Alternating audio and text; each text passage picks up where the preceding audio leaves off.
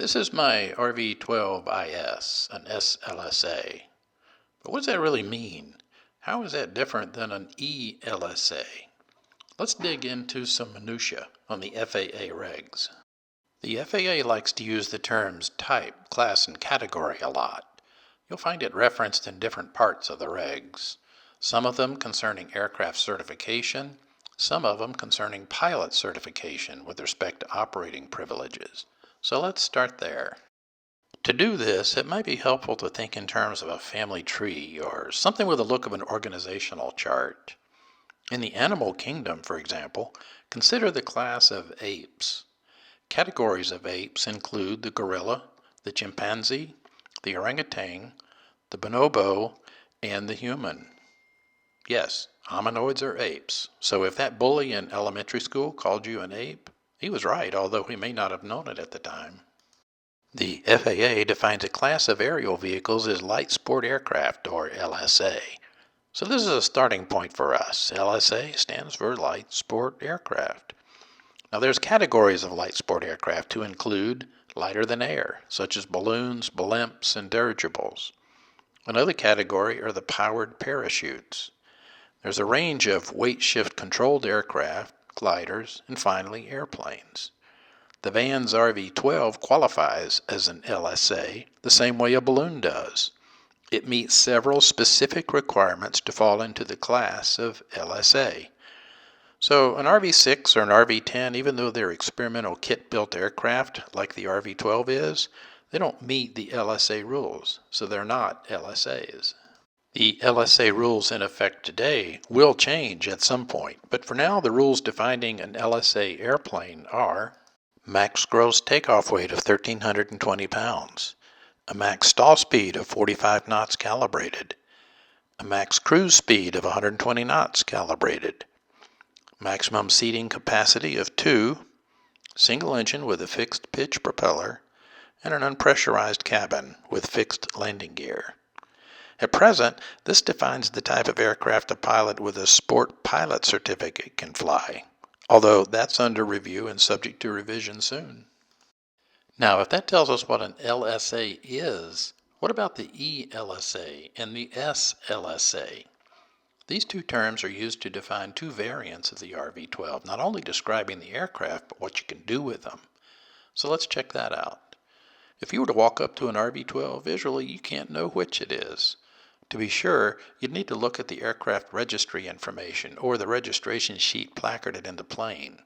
But there is a quickie way to tell by checking out the baggage compartment bulkhead.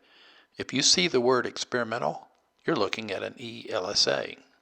The words light sport will appear in an SLSA. An ELSA is a light sport aircraft that's been built from a kit by anyone other than an approved factory. It can be built over time by several different people, and it's not uncommon for one person to complete the tail part of the kit only to give up and sell it to someone else who completes the rest of the plane. It can be maintained or modified as the owner sees fit after it's received its airworthiness certificate. With training, the owner can perform an annual inspection on the specific ELSA he owns. The ELSA is approved for daytime VFR flight, but can also be flown at night or in IFR conditions if it's appropriately equipped. By contrast, the SLSA is a kit plane manufactured in a factory under controlled conditions. RV-12 SLSAs are built by Van's Aircraft in Aurora. The S in the name refers to the designation special, meaning that the aircraft is a production airplane but doesn't gain a standard airworthiness certificate. The SLSA must be maintained by a certified mechanic or an owner who has a repairman certificate. To make sure my SLSA remains a legal SLSA, I only use an A&P for maintenance, even for simple things like an oil change. The SLSA may not be modified unless approved by the manufacturer. Now, I don't know why anybody would want to do this, but you can take your SLSA and reclassify it as an ELSA so you can do your own maintenance. But you'd lose some capability if you did that. So if that's what distinguishes the airplanes, what are the rules governing how you use each of them? ELSA aircraft can only be used for recreational or sport flying activities. You can share the cost of the flight with your passenger, but you can't use the plane for hire. A flight school cannot use an ELSA for flight instruction or for rental. If you're the owner, you can use the plane to receive flight instruction. On the other hand, an SLSA, provided that it's maintained appropriately, can be used for sport or recreational flying, but also can be used for hire.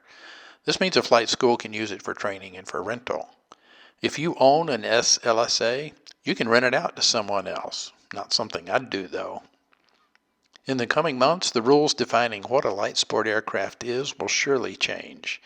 The FAA seems amenable to expanding the rules a bit. I don't think the rules discriminating an ELSA and an SLSA will change, though. Still, the future looks bright for light sport aviation.